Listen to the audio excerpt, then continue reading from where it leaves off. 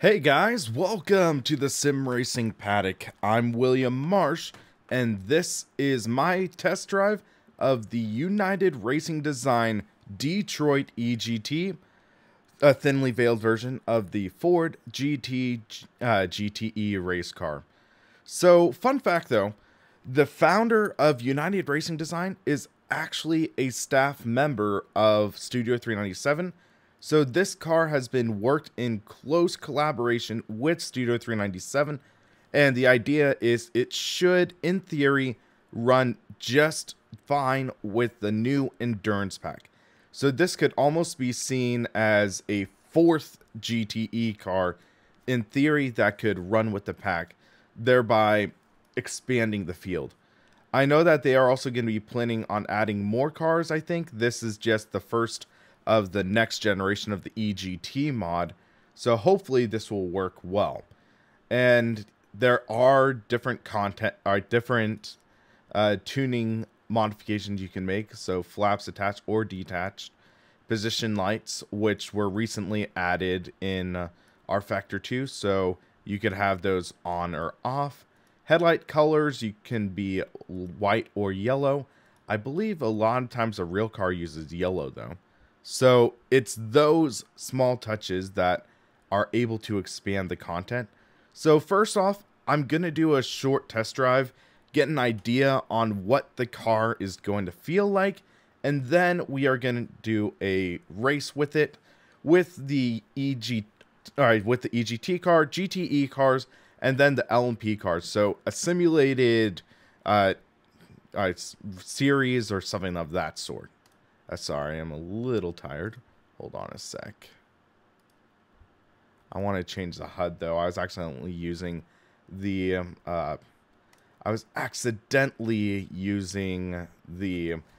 classic F188 HUD, which is okay.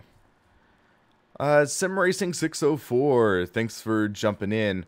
You've heard mixed messages about URD. Yeah, it's interesting because before there were I think there still are issues at times where, for example, there was the 2015 EGT mod, which it had a few releases and then it went totally quiet. They had other things planned, and I think it's evolving into the EGT 2018 mod.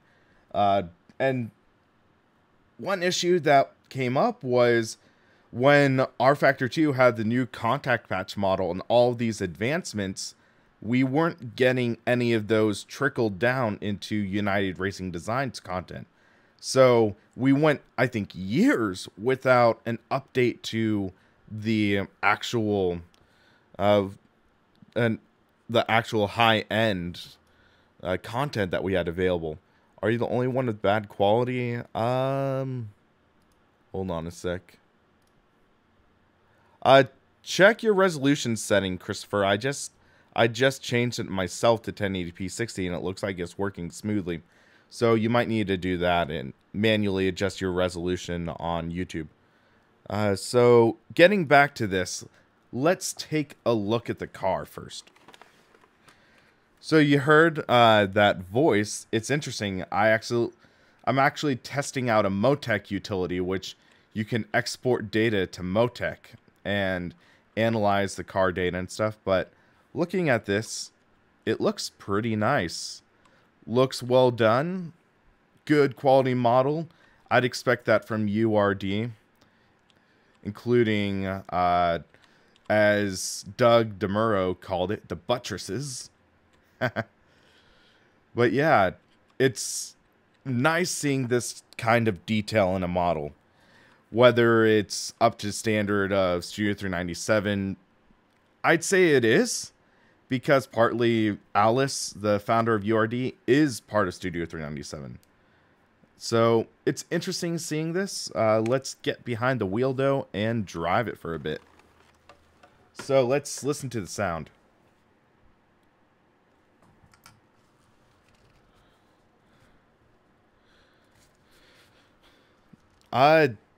Shane, this is available from UnitedRacingDesign.net. It is a payware mod. So this, I want to say, is like $4. $4 for this car. which kind of is a little on the steeper side, I will admit.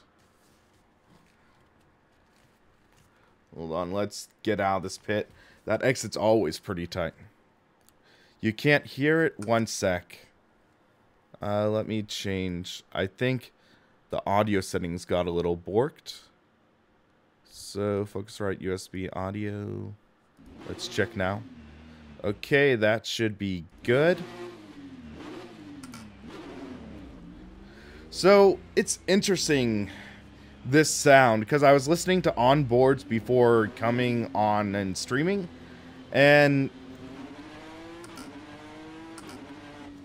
the engine note is, I think, better than iRacing. Engine note sounds better than iRacing, but at the same time, it feels like it's slightly off, if that makes any sense. Sounds a little digital at higher RPMs. That downshift sound sounds pretty good, though.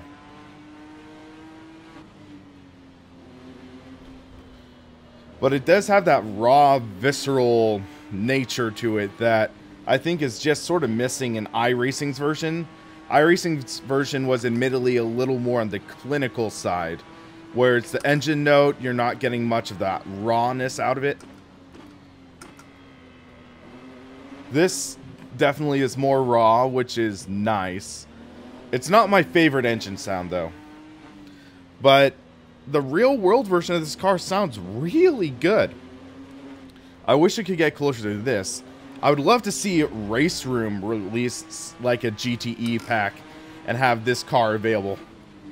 I would love to hear what they would do with the sounds.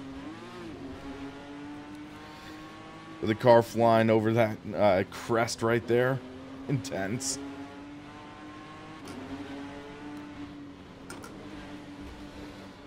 So, physics and force feedback. So, this feels very interesting. Feels very different to all the other GTE cars. It's not bad. It feels very connected in a good way that I felt was kind of missing in some of the other cars. You can get a good feel of the tires sliding, trying to find the grip, but when it is like connected, plugged in, it is plugged in.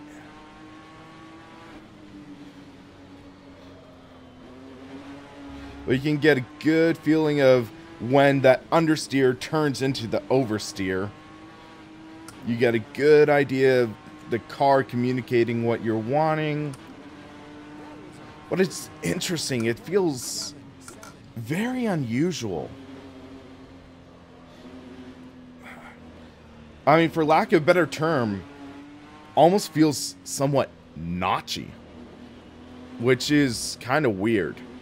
Because I'm driving this with the SimRacingBay Open Sim wheel, and the notchiness, it's not part of the mechanical wheel. It's part of the force feedback, where when I steer to certain points, it'll feel like it'll latch on, kind of. It'll feel like it is kind of like creating some stops. I don't know if that's realistic or not.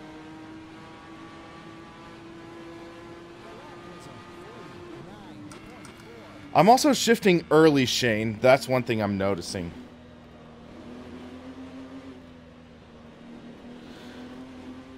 G-Runner, tires are more on the easy side in terms of physics.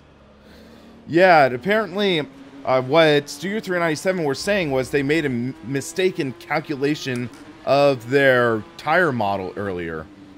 And they were making renovations. The Endurance Pack would get the new tires, so I don't know if that easier is more realistic or not, but I like the feeling of these tires. I really do.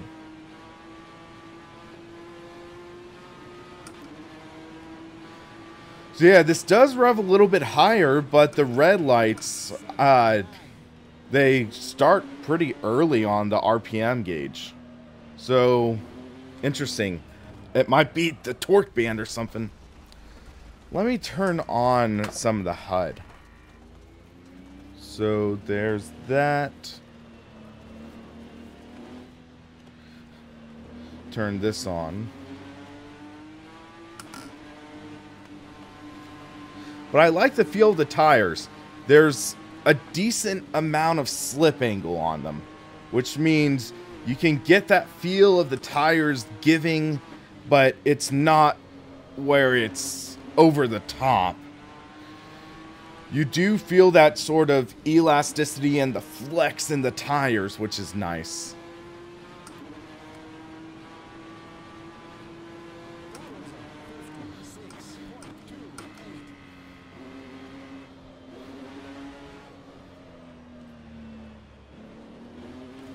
Whoa, little oversteer right there.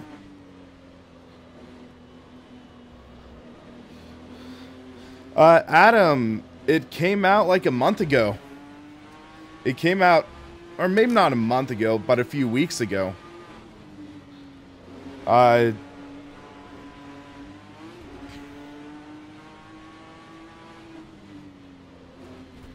Whoa, little rough on the curb there. But I'd say this kind of car really showcases what rFactor 2 is capable of. You have the chassis flex, you have the tire flex, you have the racing line with the build-up. You have all of these just working together great. And it feels really good. Except you lose your concentration and make a dumb mistake like I just did, and boom, you're gone. But that's the punishing nature of racing. You really do have to keep focused, not get distracted, and yeah, causes issues if you do something stupid. I have damage off for now, I think. I might turn on for the race. And then it gets darker. Need to turn on headlights. Adam, I liked the pack a lot. It had good content for a reasonable price. Some people might say it's overpriced, but compared to, say, iRacing, I think it's a good deal. It's missing some things that I wish were in rFactor 2. For example, the Porsche 911 or 991 RSR doesn't have the traction loss lights that are present in, say, Assetto Corsa, iRacing, or I think even Project Cars 2, but it has a lot of other stuff. And it might be one of the best sounding Porsche RSRs right now. Because iRacing, what I have found with their sounds is they do a fairly decent job with the engine note, but almost all of the iRacing sounds sort of come off clinical. It sounds like it's a sound being recreated in a sterile environment. So coming to other sims such as Automobilista, Race Room, even rFactor 2, and to an extent Project Cars 2, it does a better job capturing that raw, visceral sound of racing. This sound's not perfect though. It sounds like there's a little excess in reverb, and I think there could be a little more dynamic range where bring up the low end a little bit and get the high end a little more pronounced, but it's pretty darn good. Did I notice the outside LEDs when I turn on the lights? Well, I haven't actually seen the outside of the car with lights on. I might check in the replay in a minute. But yeah, this car is running really well. I think it is more inclined for oversteer from what I'm noticing. So keep that in mind. This is a mid-engined race car, so a lot of mid-engine race cars, A, they're more inclined to oversteer, and B, they do not like trail braking. And that, keep in mind, There are a few front-engined GTE cars that are in the endurance pack, such as the Chevrolet Corvette C7R. So if you want, dare I say, an easier handling car, Corvette would be a good option. Little oversteer alert there.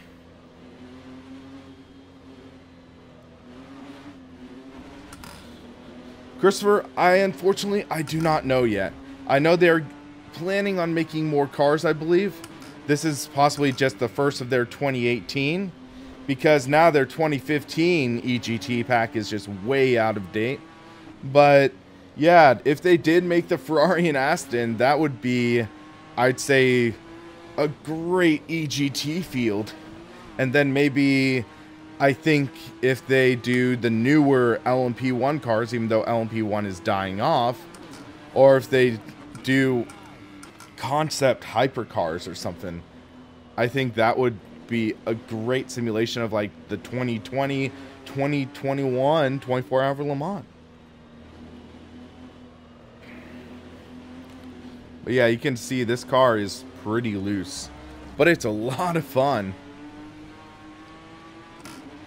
And we're about to do a simulated race. I think doing a simulated race at Sebring would be a lot of fun.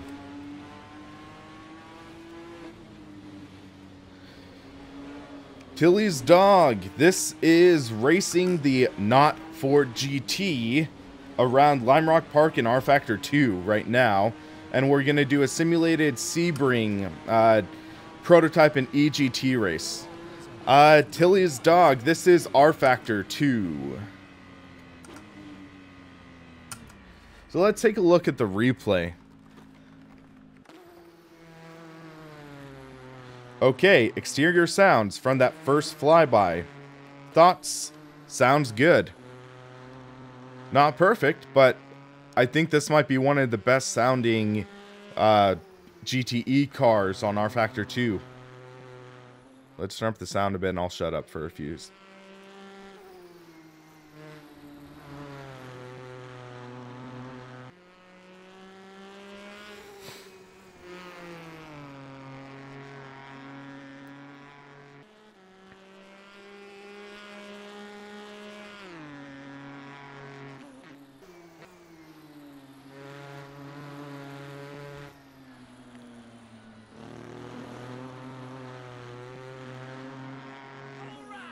Adam, thank you for subscribing. So, my thought though is they did a great job capturing that guttural sound.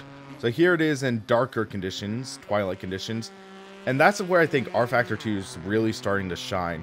When it starts to get darker, they really do need to update their lighting engine, in my opinion though.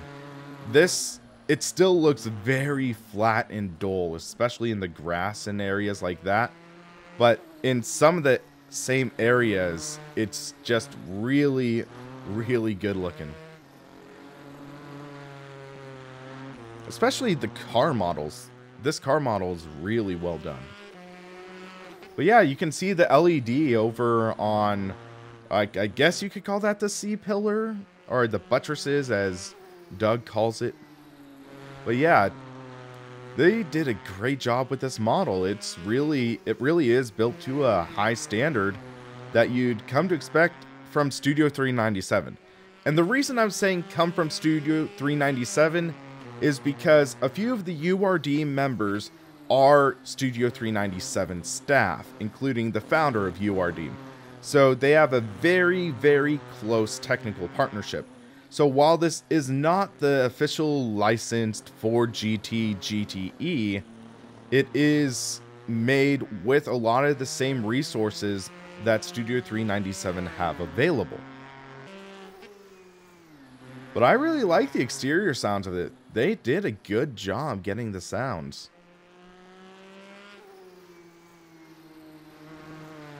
I mean, some things could be mixed a little better, but you can always find something to nitpick. You really can.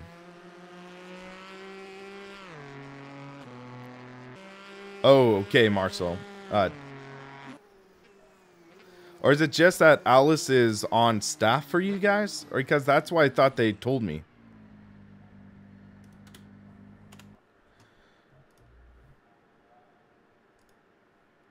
Or is it something like where you contract him to work on cars or something? Because, like, I thought he was telling me that he was on staff with you guys. Okay, so let's try a race this time. Okay, that's him personally. Fair enough. Sorry for the confusion.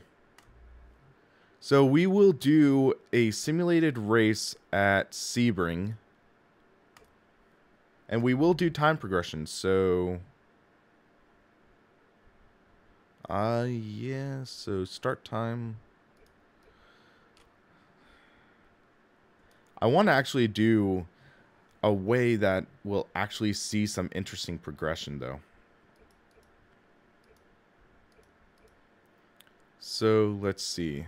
Yeah, simulate a summer race. 84 degrees in Florida. That sounds about right. So 1 hour at 1 p.m. 15 times progression. So that is 15 hours. Yeah. That should be fine. Flag rules black only. That works. 31 AI drivers.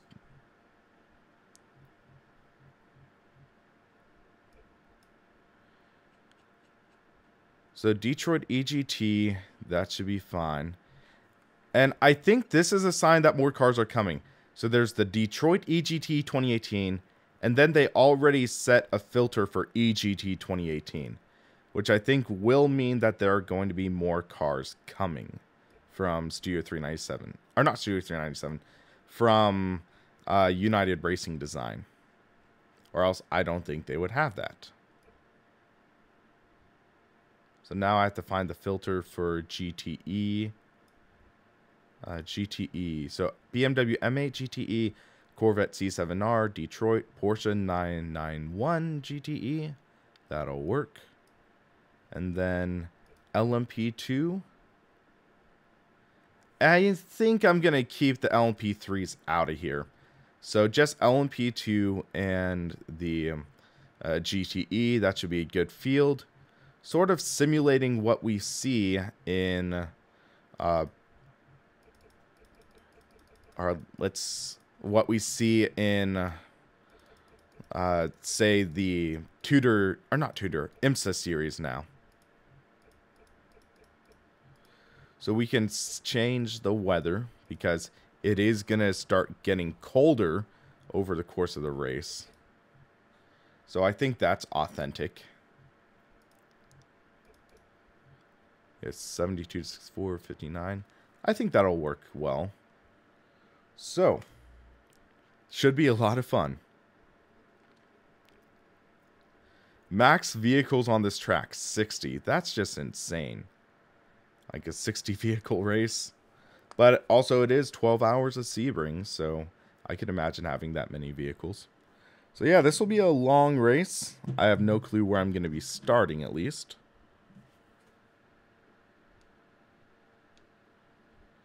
Silence my phone. But yeah. Yes, this, to be clear, is the Virtua LM Sebring. This is not the upcoming laser scan Sebring from Studio 397. Marcel, if you want me to preview that sometime. But yeah, so this is the Virtua LM Sebring, which is a conversion from the original rFactor, but it is still one of my favorite tracks in rFactor 2. It's such a well done track that they didn't have to do too much to convert it to rFactor 2 and make it one of the top tracks on the sim. Same thing goes for Mid-Ohio Sports Car Course. When it's done. Okay, so let's see how this goes.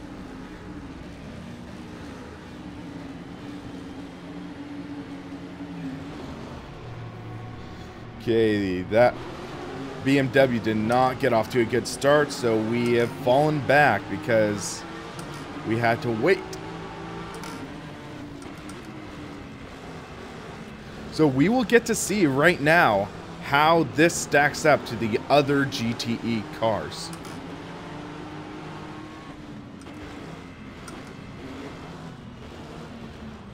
Going 3 wide into turn 2. Whoa, Nelly. That was not good for me, not good for me. There we go, we're back on track. Oh, one prototype 2 got spun.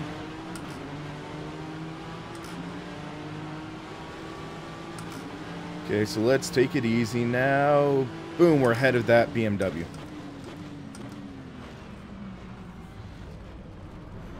Make the corner, there we go.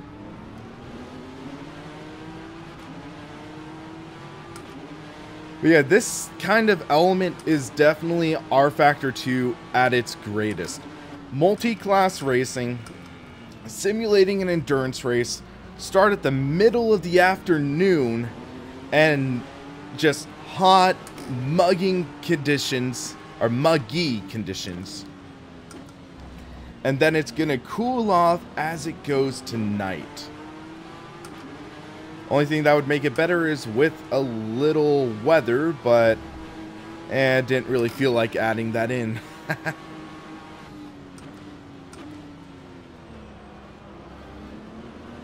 Try and make a move on that portion from the outside.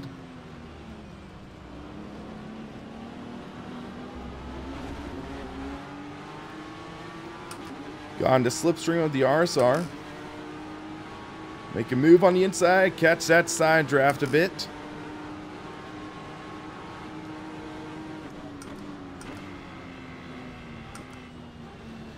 Take it easy through turn 17, feel out those major bumps.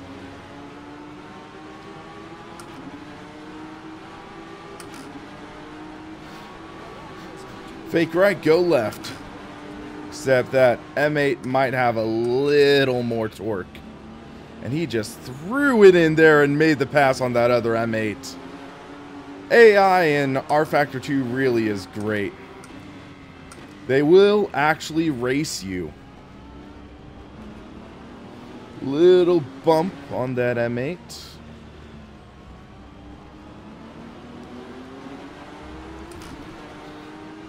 Got a little grass right there.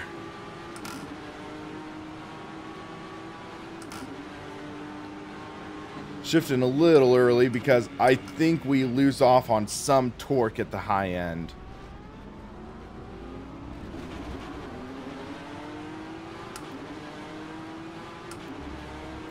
So we have one LP2 behind us right now.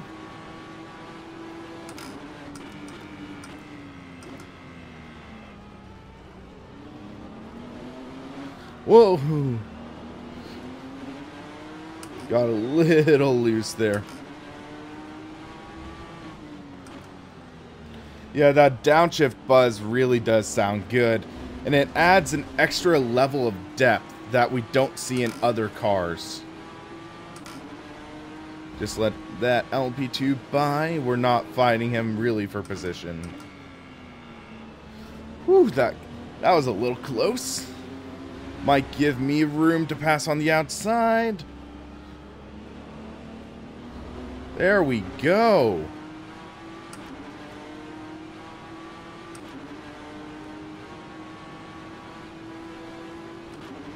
What other cars did I mix? I just mixed the LMP2 and the GTEs from the Endurance Pack. I kept the LMP3s out because I just felt they didn't really fit in. If I was simulating an IMSA race, there would be the LMP2 and the GTE, I felt.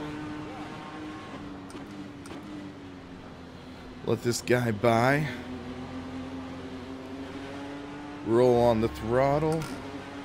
Got a good run off.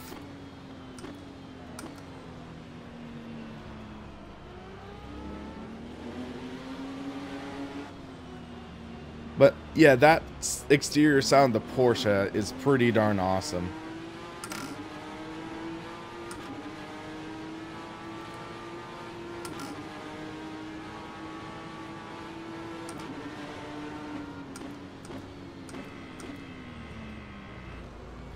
He was a little on my inside, so I didn't want to really risk cutting him off if he would have spun me out or something.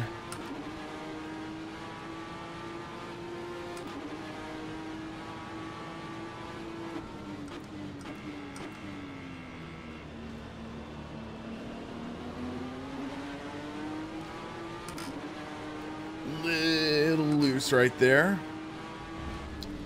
Oh, one LMP2 is around.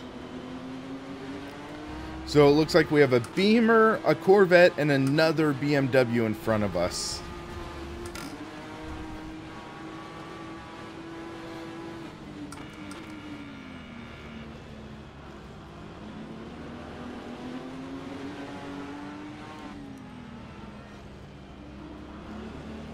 Hard on the throttle, get that run off.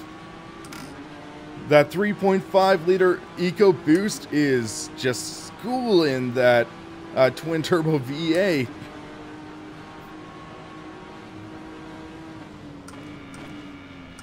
Now it's the battle of American muscle versus Germany.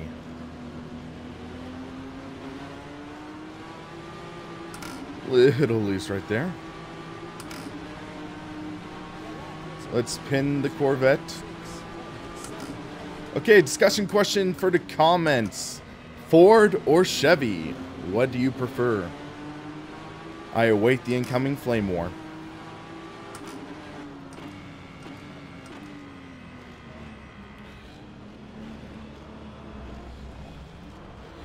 Man, the LMP2 just dove in there.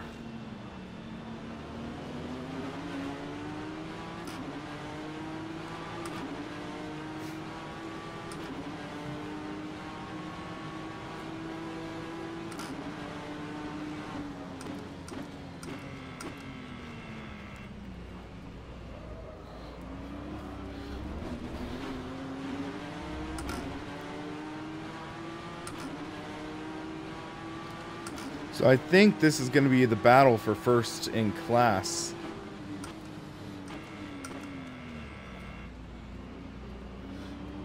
And one thing I just want to give credit to for Studio 397, good job with the liveries. Except there needs to be a little more diversity. Because each car has the Heusinkveld livery, it has the, I think the rFactor 2 livery, maybe the Luminous livery. I'd like to see more creativity in the liveries, because one of the issues is that makes all these cars feel more repetitive. And I understand relying on the third party to make better liveries, but at the same time, I think that's one of the annoying things, because the issue when it comes to relying on the third party is not everyone is going to do that. Not everyone is going to say, hey, let's go to forum.studio397.com and make our own liveries. Not everybody is going to do that. Not everyone is going to go to the forums or go to race department and make their own livery. So I think there is a little bit of a responsibility on the developers to make more liveries, be it real or be it going to a real life team and actually saying, hey, we want to use your livery in rFactor 2, or if we are going to say, like, make our own liveries, make our own fictional brands, which ISI did a decent job of that in the original rFactor. So I think there needs to be more of that, so there is more diversity, because we passed like 5 Heusinkveld engineering cars on the way to the front.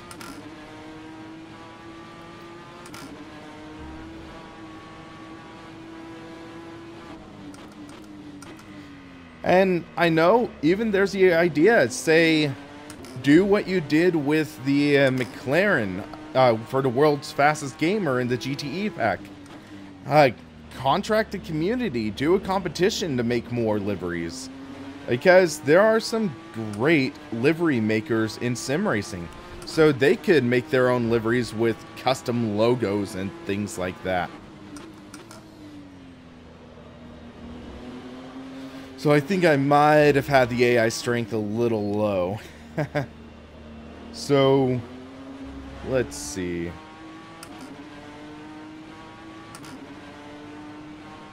What I might actually do then... Whoops, wrong button.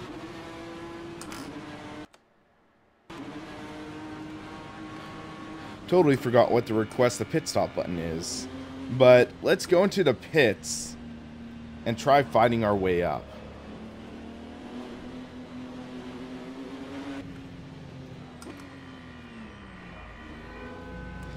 So I want to make more of a challenge for us. So we'll get a pit stop done and yeah.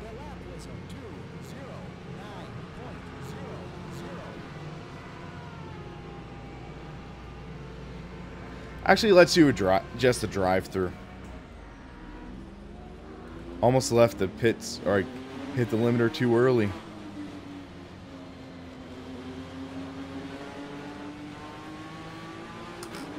So knock ourselves back a bit and fight our way up. Create more excitement for us.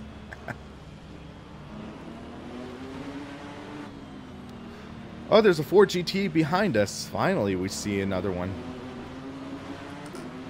I'm gonna let this guy by, though. Let's have a bit of a fun battle.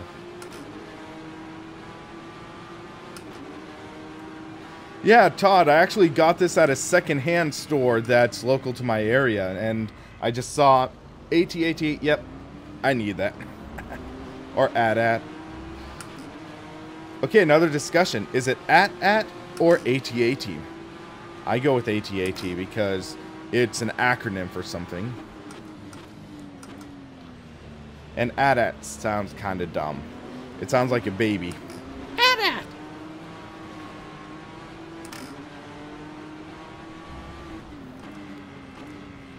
But yeah, we still have a ways to go in this race, so I'd say this is a fun way to actually get more racing out.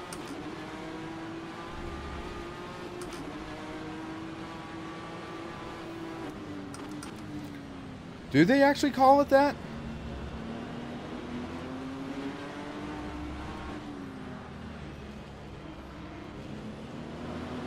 Guess I'm rewatching episode 5 tonight.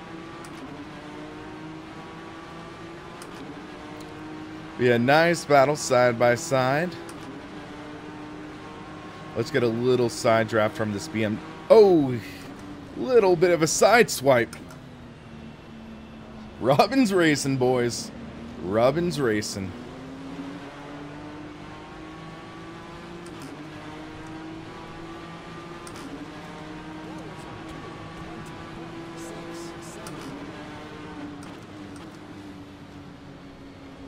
Seems like these cars are starting to get a little more competitive.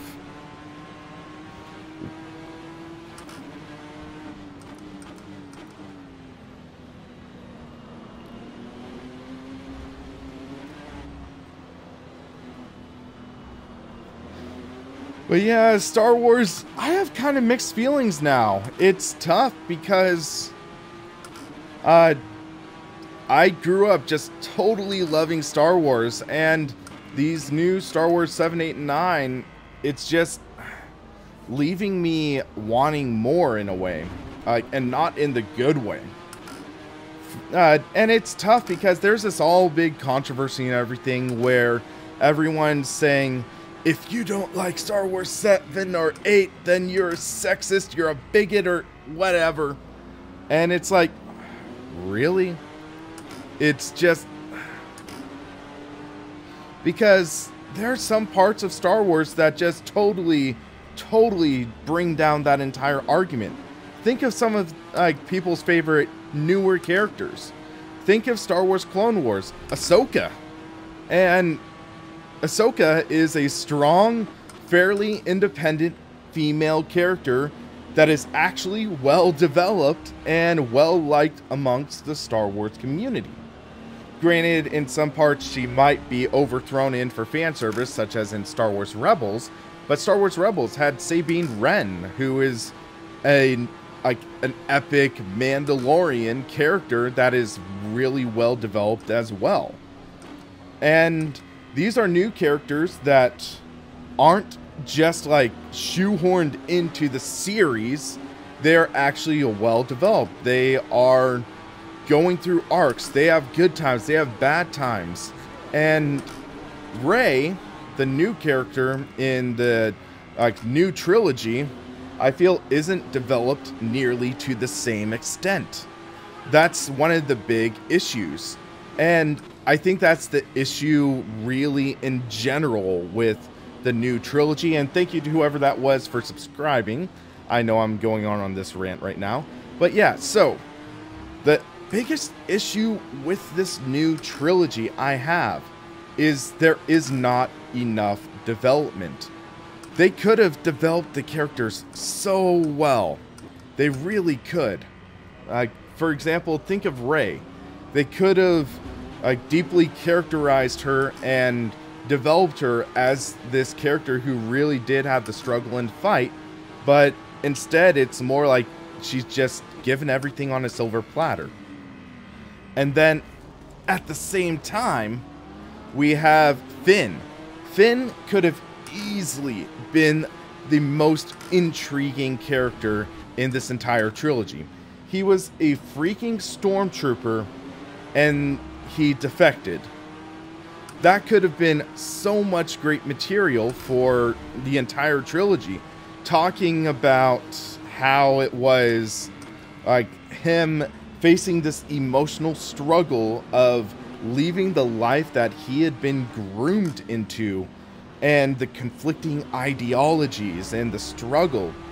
But they just decided after that fell flat on its face in a way in episode 7, they turned him into the comic relief. Poe, he could have been developed in a great way. It's like, how is he going to fill the role of a leader of this ragtag organization that is struggling to keep afloat? Because he was is an incredibly skilled pilot in the movies, but his recklessness really led to the detriment and was turning him into a liability. They could have fleshed that out, but instead they just used him largely as a plot device and an exposition an exposition spewer. So it's those kinds of decisions that really hurt Star Wars as a whole. I have no issue with the main character in Star Wars Episode 7, 8, and 9 being a female. I have no issue with that whatsoever. The issue is it's a poorly developed character. That's the issue. That's my issue with the latest state of Star Wars. Okay. So, enough about ranting about Star Wars, and all of a sudden we're at the front of the pack again, and it's starting to get a little darker. You can tell a bit. Little loose.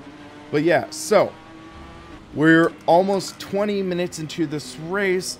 20 minutes and we were doing 15 times time acceleration. So 15 times time acceleration, 20 minutes. That would simulate about 5 hours. So it should be getting close to about 6 p.m. if my math is on point, which I could be a little off because we're still almost finished with lap 9. But yeah, I'd say it's getting close to about 6-ish p.m. Miro. I am considering the idea of doing a side project channel. I'd call it something like the Wild World of Will, and have movie reviews and things like that. Okay, so 2:03 lap time.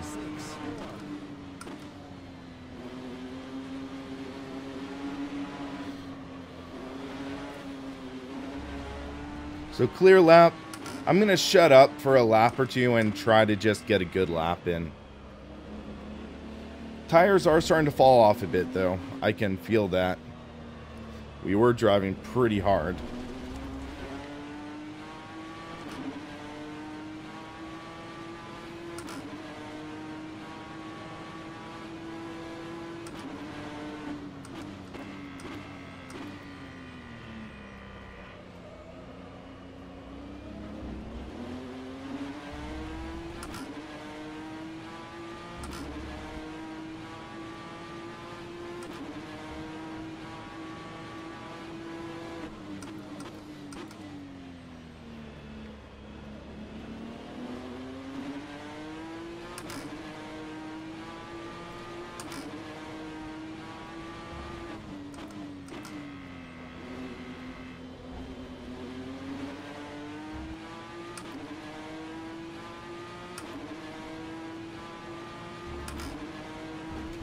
I really wish these engine notes were a little more raw.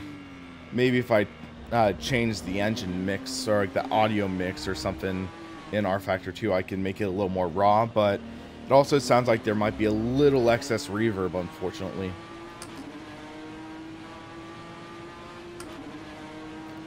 Little twitchy underpower, yep. But I think also this Ford GT might have a shorter wheelbase than the other cars, which could explain why it might be twitchy. Definitely not an alien, I just have the AI set a little too easy, I think.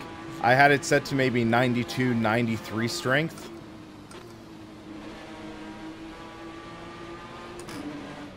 Little tight. See? Not an alien.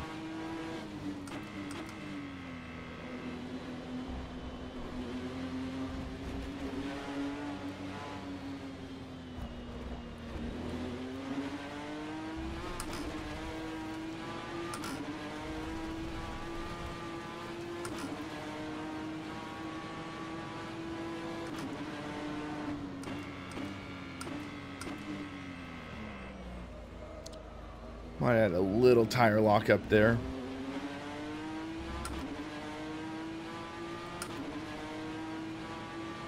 Because I think I might be feeling a little bit of flat spotting on my tires. But hey, no harm, no foul. We still have a ways to go.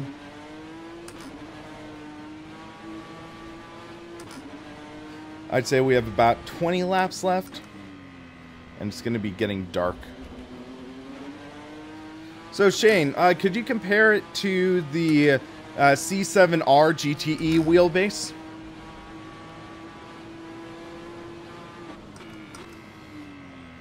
Because I don't know wheelbases off the top of my head, and I'm a little preoccupied, so I can't really Google them myself.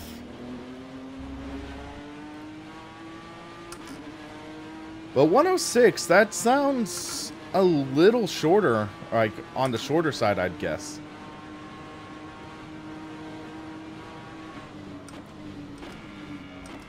We have fireworks going off right now. Interesting. Fireworks going off mid-race.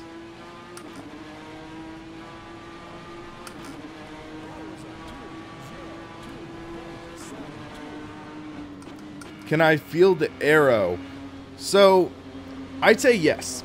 For example, at speed, you can feel a little more pressure on the steering, which is pretty nice. And then when you're lower speed, it feels a little, like a little looser. Headlights now required. So it must be past 8 right now. But yeah, interesting.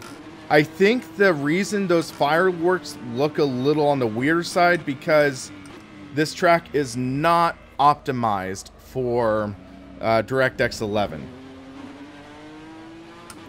So DirectX 11 is, or with all the things rolled out for it, some parts of it required the track makers to make adjustments.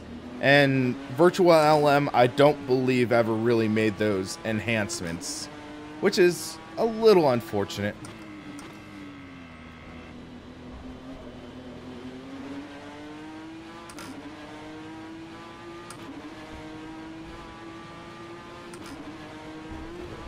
Whoa, little loose right there.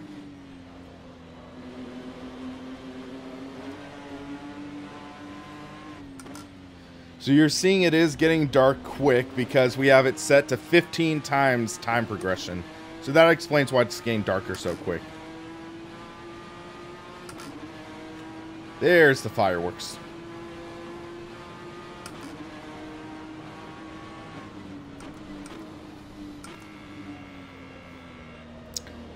Got a little distracted by the fireworks.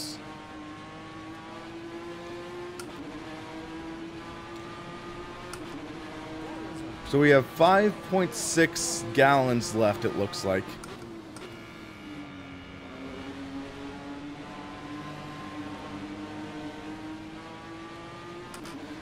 Jamilton, we'll see if Marcel can answer that. I have no clue if he's at liberty to say.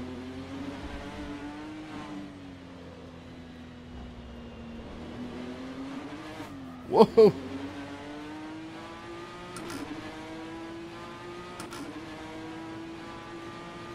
Well, thanks for that info, Shane. You learn something new every day.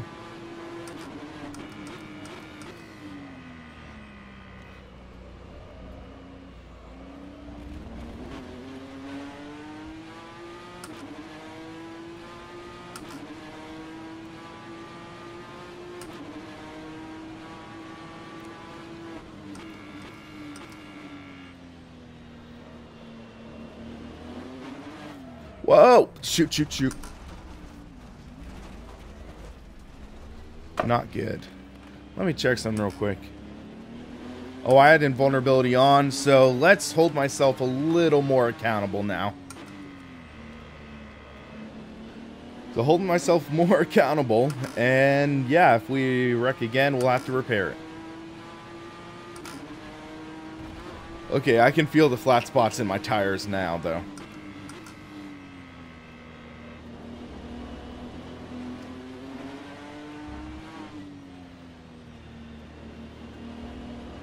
So the halfway point, I'm going to pit.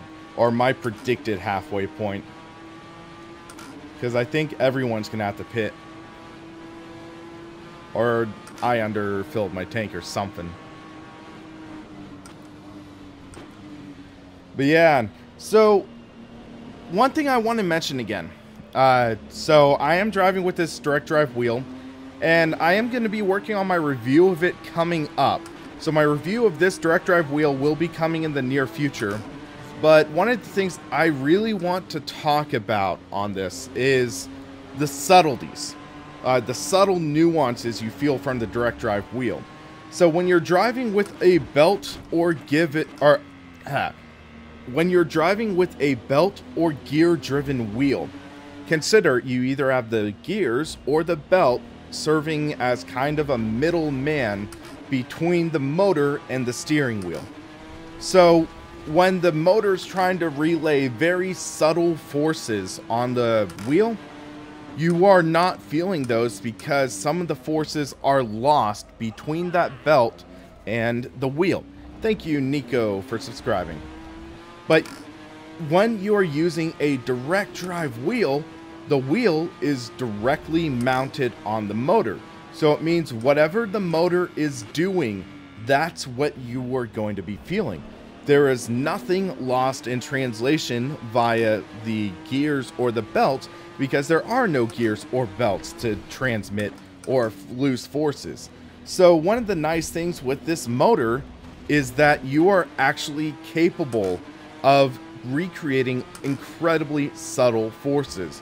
So when you drive over rumble strips with a direct drive wheel, it really does feel in a way different and more subtle than, say, with my Fanatic wheel, with my Thrustmaster wheel, with my Logitech wheel. It is a lot more subtle. Or when you flat spot the tires, if you think about it, with, say, a Fanatic or Thrustmaster wheel, the forces have to be a little more exaggerated. But with this, driving with flat spots are slightly more tolerable because the forces are a lot more subtle and a lot closer to what I think you would feel in a race car. Because the thing is, in a race car, if you flat spot the tires, it is not going to be jumping all over the place. It is not going to be just totally jumping everywhere. It's not going to be like this. It's going to be feeling like a rumbling. It's not jumpy, it's a rumble. And this wheel is able to recreate that rumble. It's able to pulsate back and forth with minute details. And that is really a good feeling. Sensu, this car uses paddle shifters, so I am using paddle shifters. And thank you, Mark, for subscribing. But yeah, so you feel all the subtle nuances while driving.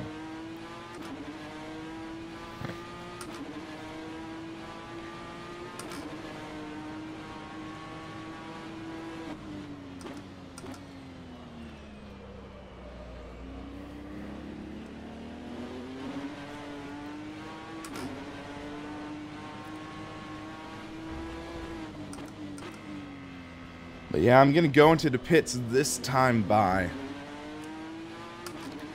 These tires are getting a bit worse because the thing is, with these tires, once you flat spot them, it's a lot easier to flat spot them again. And because that spot is flat, there's slightly more rolling resistance.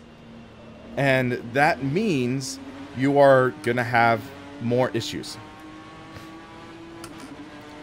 Marcel, I have a random question for you.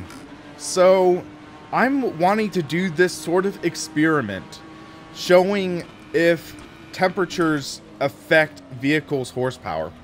Is there a way to use a telemetry or a telemetry tool or something like that to be able to check and see real-time horsepower for the cars? I don't know if there's a way to monitor that in rFactor 2. I just wanted to check.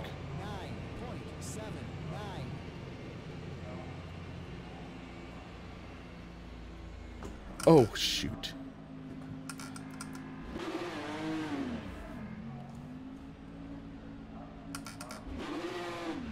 They need to make that brighter.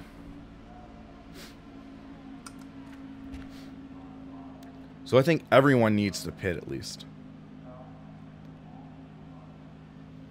Or else I'm going to be in a lot of trouble.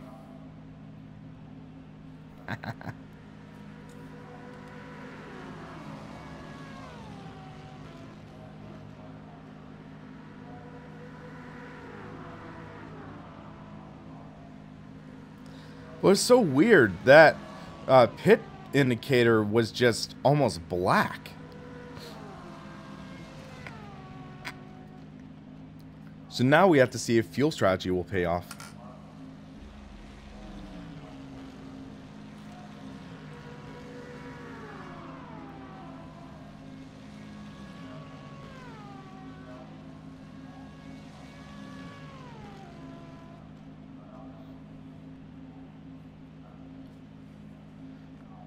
Hello, Nicholas. How's it going?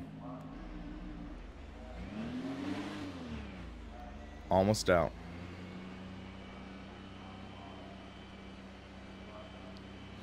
But yeah, I was checking the Motec export plugin from the Studio 397 forums, and it did export a lot of data, but I just couldn't find anything about torque or horsepower.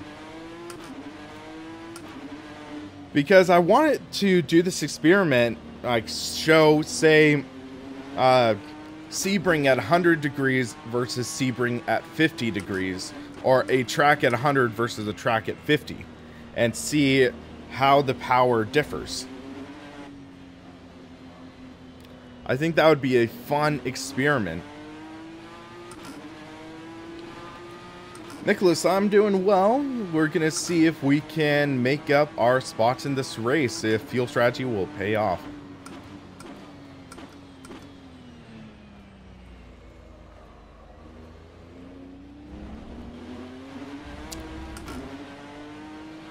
Wait, are you guys working on a first-party Motec data logger?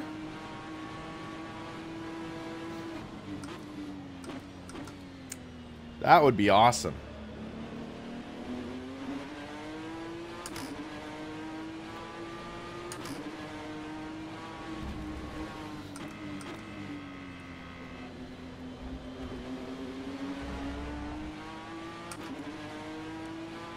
What was interesting, I was testing out rFactor, or not rFactor, I was experimenting in Project Cars 2 actually with it.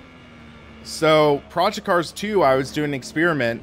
I was driving the C7R GTE car at Laguna Seca, both in summer conditions and in winter conditions. Summer was like 88 degrees, and then winter was like 50 or 60 degrees, which is about right for California. But there was no difference whatsoever in horsepower. So, from everything I've heard, though, is that when you are driving in hotter conditions, air is less dense, which means you would get a drop in horsepower. So, I was kind of perplexed with that. I also wanted to test in Assetto Corsa and rFactor 2 and compare. but I couldn't find anything in terms of telemetry exports that would allow you to actually be able to take a look at horsepower output, or horsepower and torque.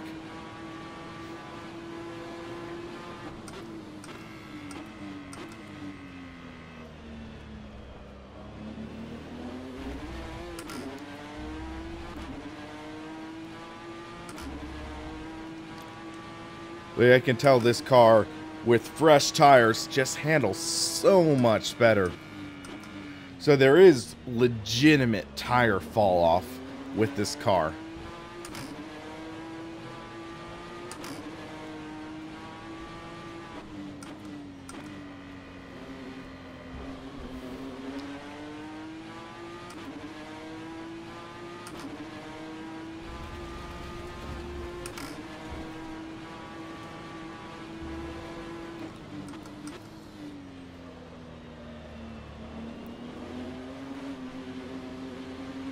Alright, Marcel, thanks for that info. So let's get back into the groove. So we're 16 seconds behind the next car. Or 15.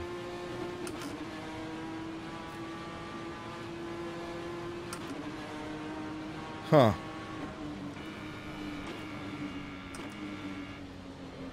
Closing in fast, at least.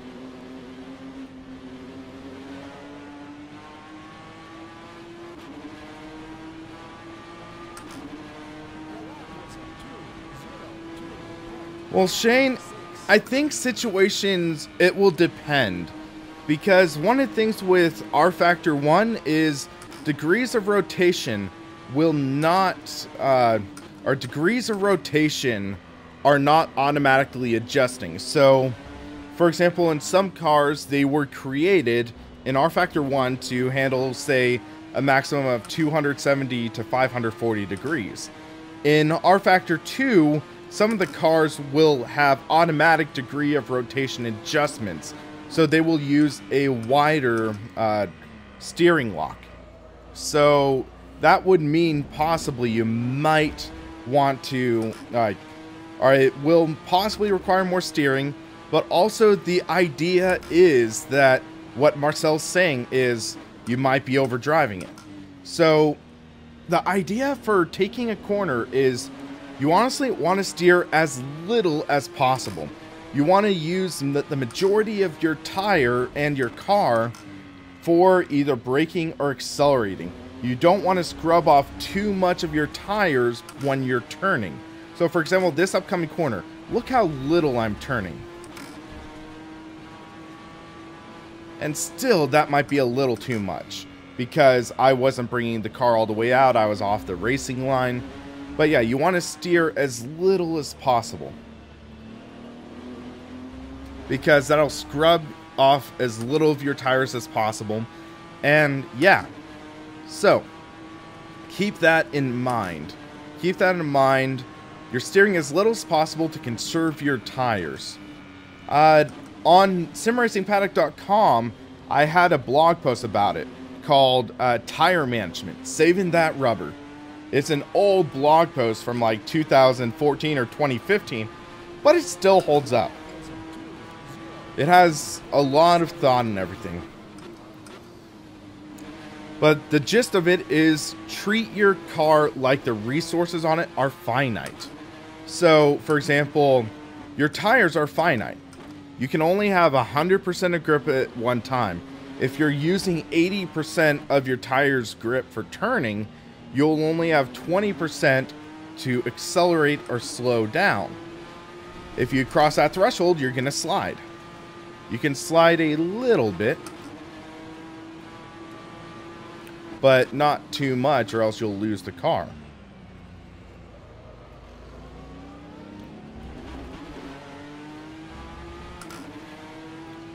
Alrighty. We're catching up to the back of the pack. You have to be conservative now because I turned on damage again. We're about to pass the Fanatic Podium Porsche. Speaking of podium, it should be about a week or so until we hear more information. So in a week or so, I think we're going to hear a lot more information about the Fanatic Podium Series. Whoa, okay. That was not good. Give back those spots.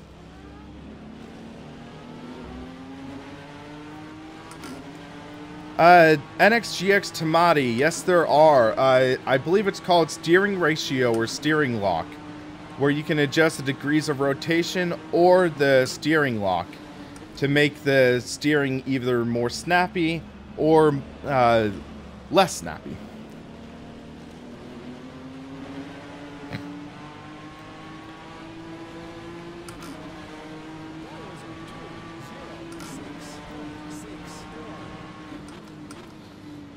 We're about to get lapped by LP2s.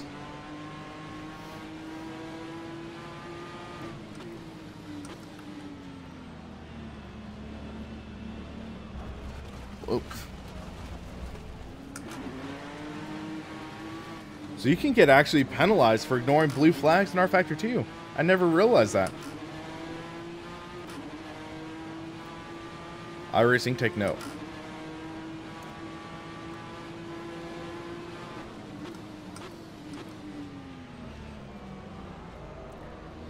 So let's calm down and move our way through the field.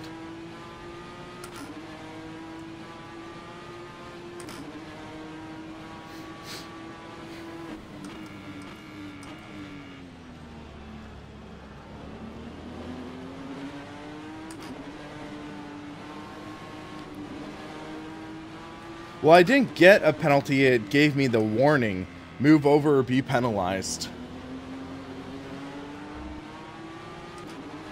But yeah, now it's like pitch dark.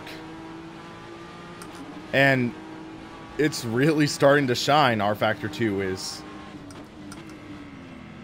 We're seeing cars battling each other. Porsche versus Corvette versus BMW versus Ford. Now that's the kind of parity that you like to see. Balance of power for the win.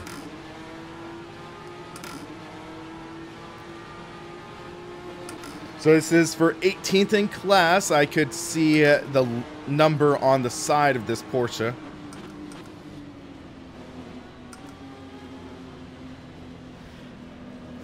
Shane, what is this?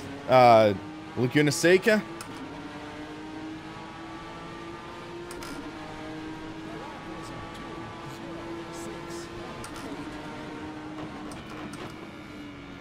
Well, rest in peace, pit exit markers.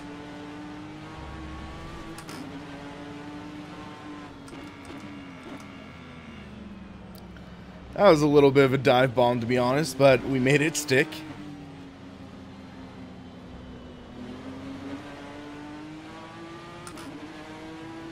But I am really enjoying the handling of this car. If you drive it well, it will treat you well.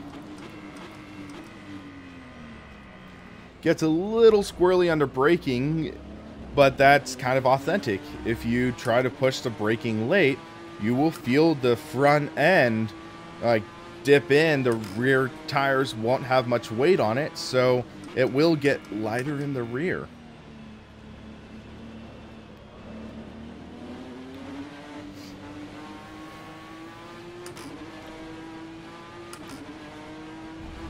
That was Balance of Power. I actually own that expansion, I think, for X-Wing versus TIE Fighter.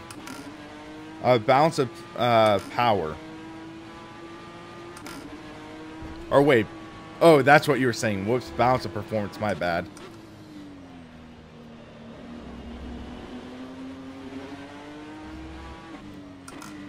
Well, I'm a little preoccupied. But yeah, X-Wing versus TIE Fighters was a great game. I kind of preferred Rogue Squadron, though. It was a little easier to manage and more fun missions. Whoa, whoa, whoa, whoa, whoa, whoa, whoa, whoa, whoa, whoa. Shoot. That wasn't a good hit. Note, rFactor 2 needs an improved damage model. That, I think, would have totaled my car. But look at that damage right now. Ow.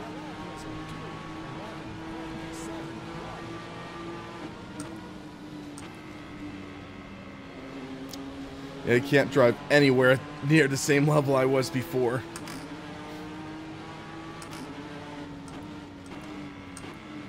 We only have like 5 laps left.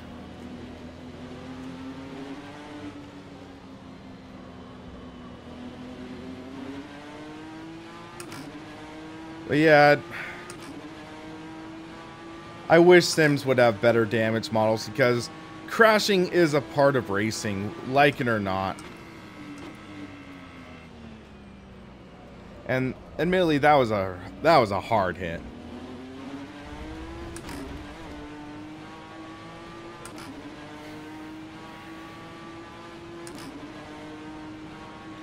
But at least it did really bork up the steering.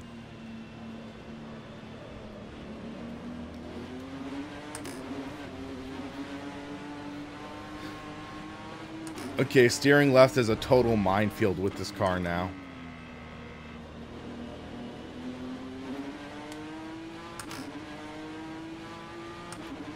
Let's see if I can close in on the other cars.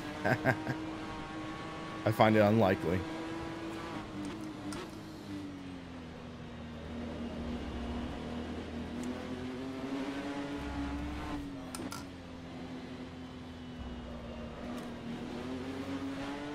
NXGX, that, or tomato, that is a good point. Because think about it. In endurance racing, sometimes, like, so for, say, a 24-hour race, which there are those in rFactor 2, you could replace parts after a major impact. And that happens at times. Major impact, you have to replace parts. So, yeah. I wish there was a comprehensive damage and pit stop engine that allowed for that.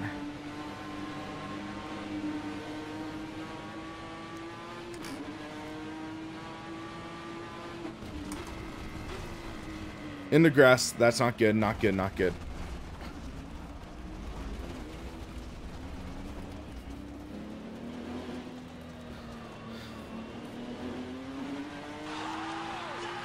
Thank you, Tomas G, for subscribing.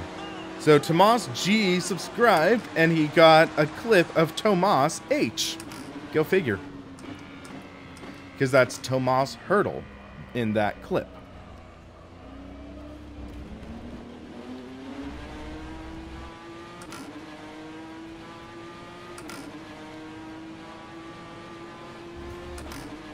Okay, the rest of the field's closed. Or no, that's the LMP2 car. Oh, fudge.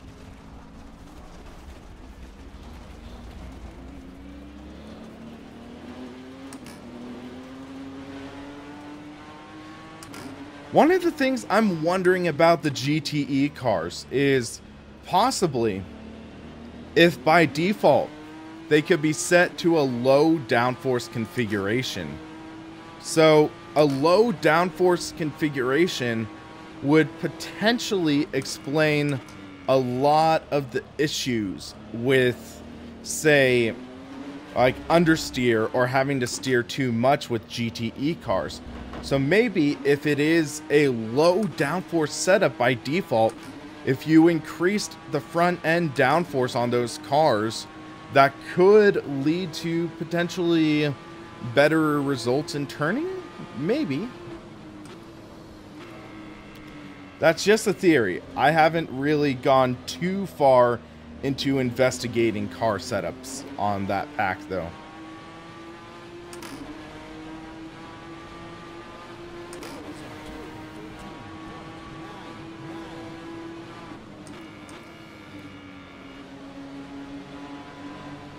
Yeah, that's just a thought I had.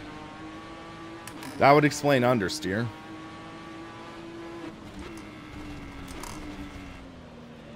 Yeah, this broken car is like a nightmare to drive right now. but at least it's slightly drivable. Low downforce meant for Le Mans only.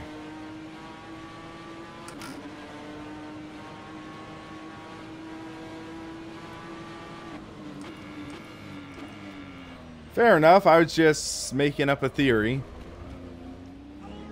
Think why? Thank you for subscribing.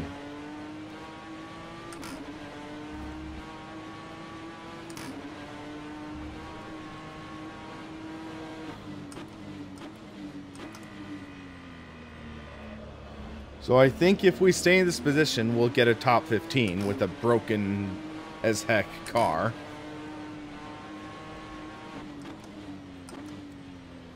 Download link to this mod.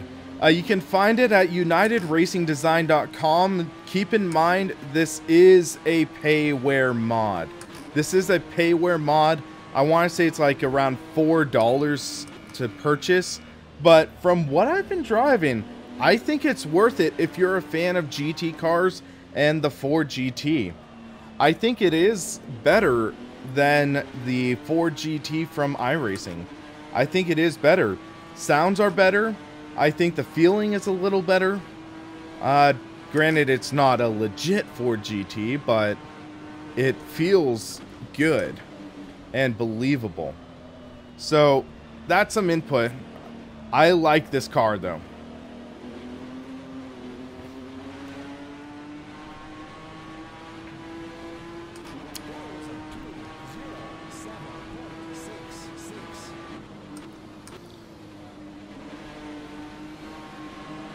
Or closing in on some more cars. This should be interesting.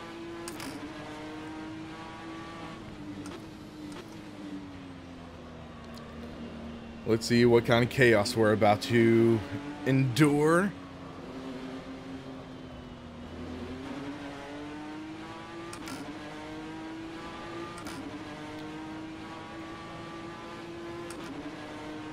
Thanks, Mesvegas. I'll update the description with it after the race. I can't believe I forgot. I kept on reminding myself and somehow I still forgot.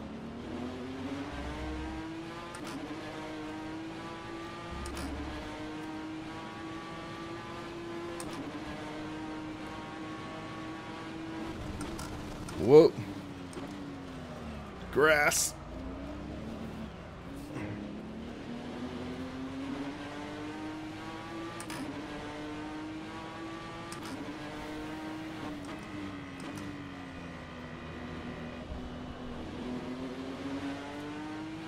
I have not tested out the LMP1 mod yet. I might talk to them about it though, because I've heard good things about it. I know Jimmy Broadbent likes it.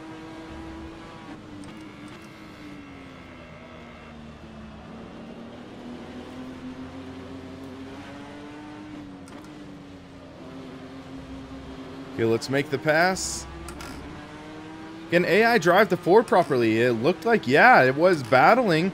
I was in the middle of a four-way battle, Porsche versus Chevy versus Ford versus BMW, and that felt like a lot of fun. It felt like the AI was actually doing give and take. It was actually battling. We were seeing 2 wide, maybe even 3 wide once or twice. Addy, I'd say get the summer pack. The summer pack, I'd say why not? You get a good discount off it. And one of the nice things with sim racing is you get to try stuff that you might think you might not like. So you might think you won't like it, but you might end up liking it. Oh, wow. One Corvette just bumped another off the road. That's hard racing.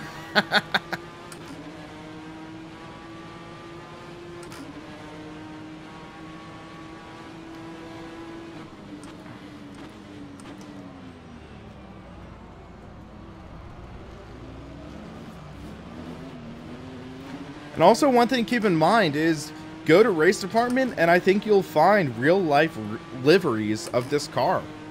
So that would actually be able to fill out the field. Something I should do sometime.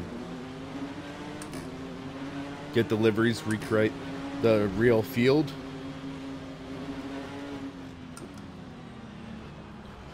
Man, this car's busted.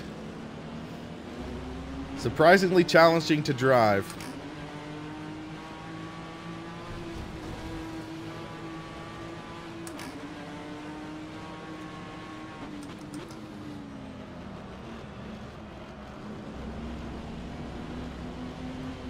Trying to make a pass on the outside. With this damaged car, it's not working. Guess he would get the preferred line. Tomas, I'd say go to the Steam Workshop. Steam Workshop has a lot of great content. For example, the Endurance series mod by Endu Racers. You can find that in the workshop. Great content. Virtua LM Sebring is great while we are waiting for the Studio 397 version of Sebring. Mid-Ohio is a great combo. So Mid-Ohio is a great track. I know a lot of people like Poznan, or Poznan, however you pronounce it.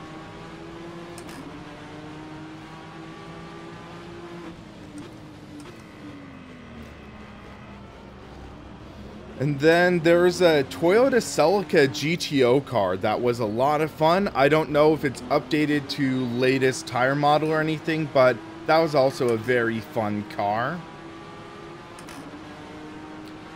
And then a lot of the Studio 397 and ISI content. For example, whoa.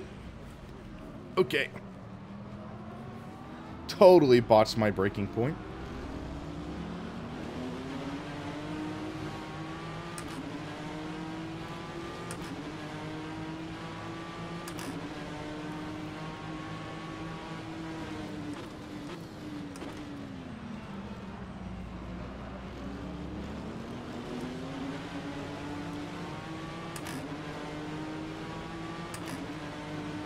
Oh, this car's beat up.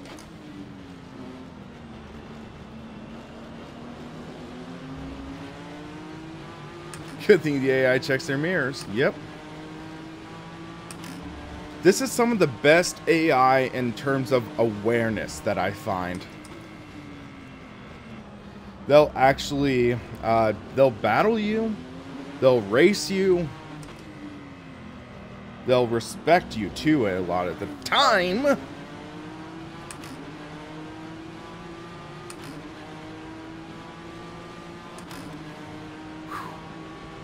was a close call. So we're going to have one lap to go.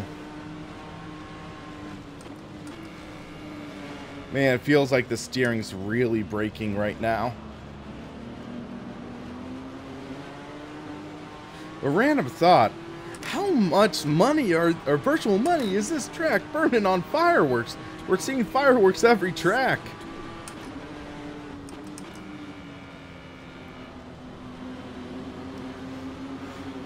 The Boxmaster. Oh, that's such a goofy car. Or van, whatever you want to call it.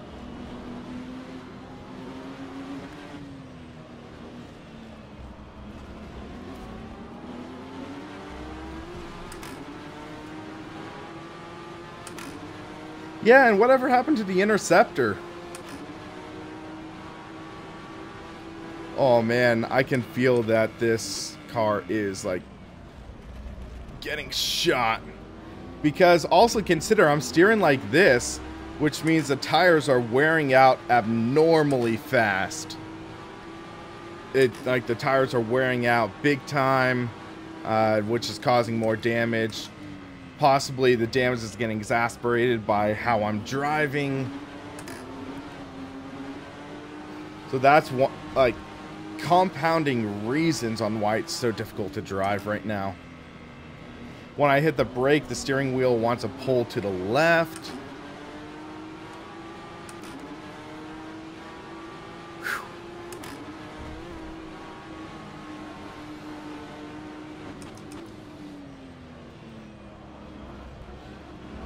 Let's see if I can make this final pass on the final lap.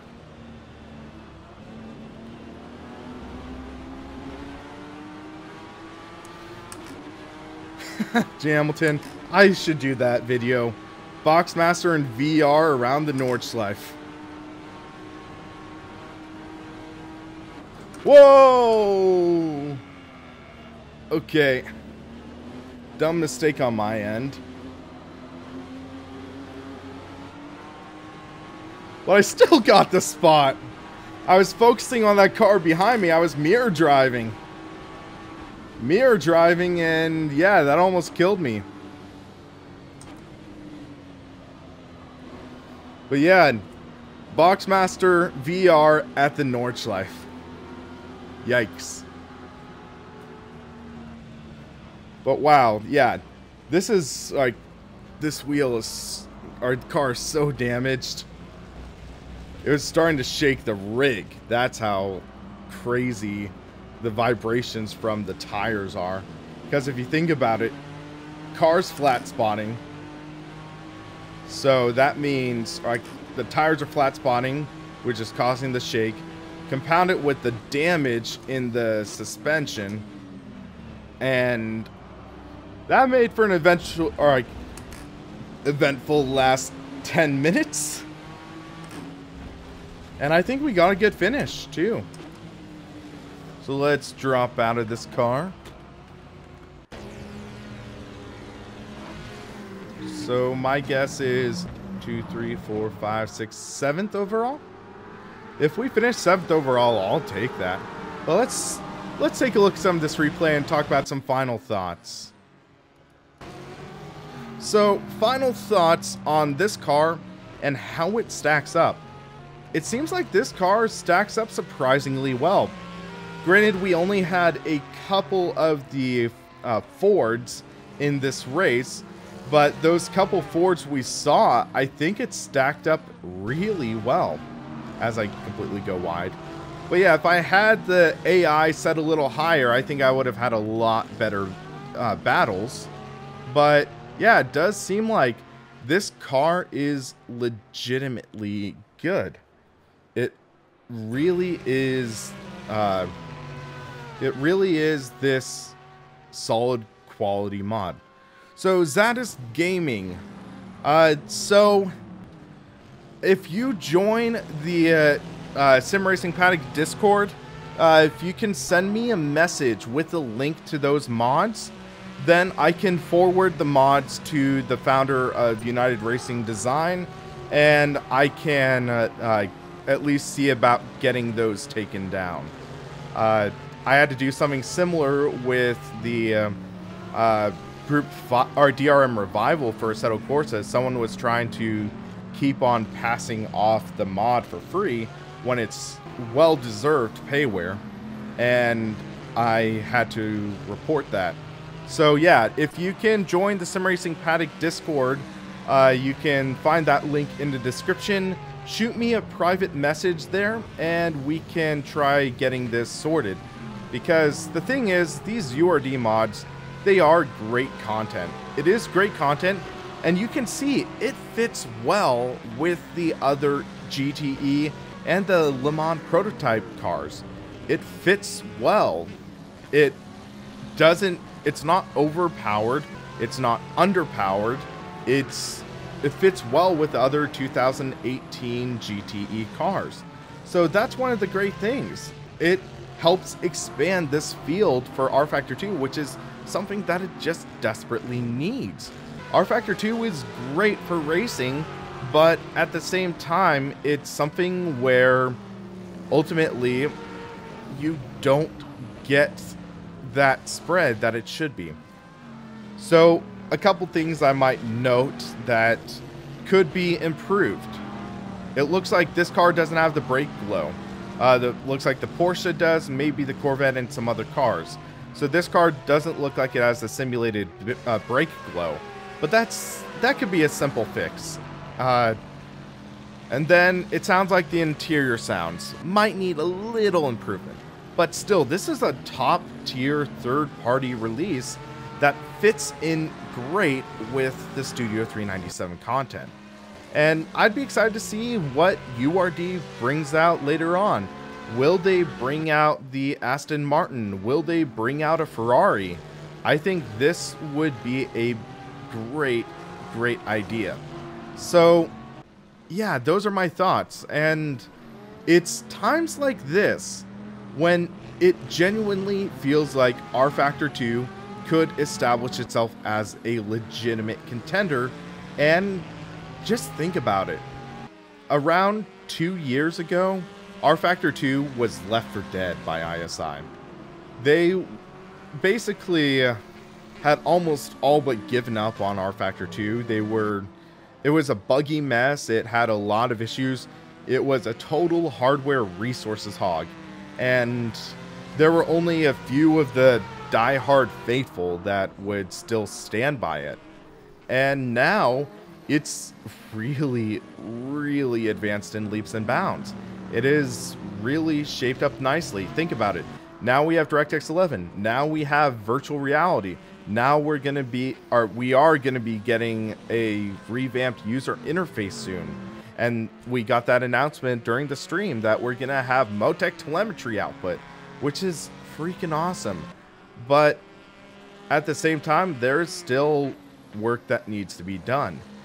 And I think Laser Scan Sebring, that is going to be a great addition.